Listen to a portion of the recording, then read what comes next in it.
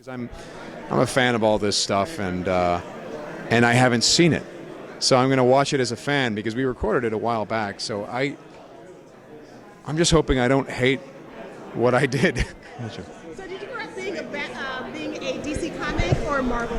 DC. I think the '60s Batman. I loved it when I was a kid, and then I saw Batman with Michael Keaton, and that caused me to seek out, in rapid succession, Killing Joke, Dark Knight Returns, Batman Year One, and Arkham Asylum. And I was a 12-year-old. It just really kind of blew my mind that stuff was out there and that character was that interesting. So Batman kind of imprinted himself on me, and Superman.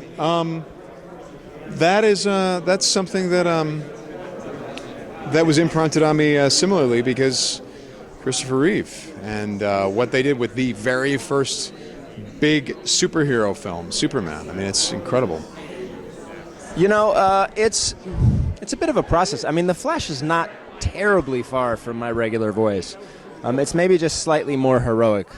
But I like to think he's got a twinkle in his eye like I do, in a really fun way. And when you go into Reed, do you wear the Flash outfit? I do. I wear the tights, the unitard. It's really embarrassing for everyone but me. I'm so excited. I mean, over the moon happy when I got the call that they were offering this part to me. Comic books?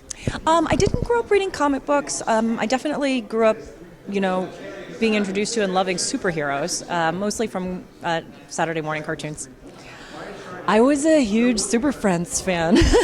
I do a number of things. Definitely the script is like the Bible. You start there. I do a bit of research and kind of learn all that I can about Mera. In this case, I didn't actually go back and read all the comics, but I did other research, and then you kind of start, for me anyway, the character and fleshing out the character and who she is comes before the voice. So I think you start with, what drives Mera,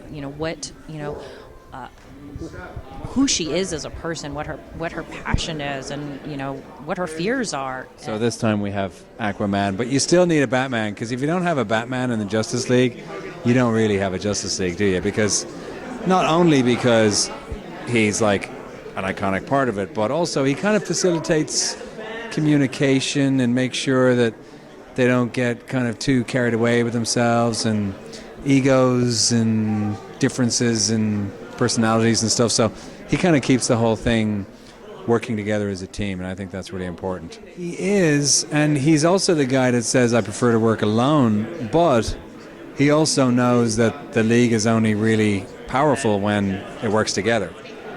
You see, I think all great Batman movies are about trying to get him to work with other people.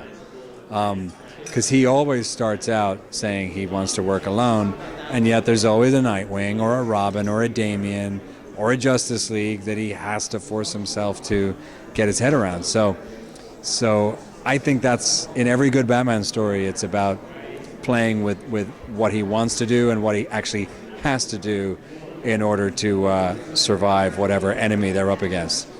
And also, he's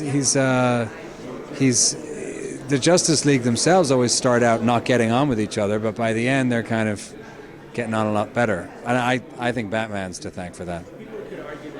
What's your favorite Batman toy? I think honestly, I just love the idea of being able to throw down a smoke capsule and just disappear on a grappling hook.